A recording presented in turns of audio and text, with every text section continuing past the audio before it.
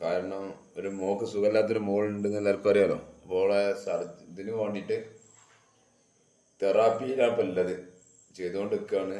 എല്ലാവരും പ്രാർത്ഥനയിലൊക്കെ ഒന്ന് ഉൾപ്പെടുത്തുക.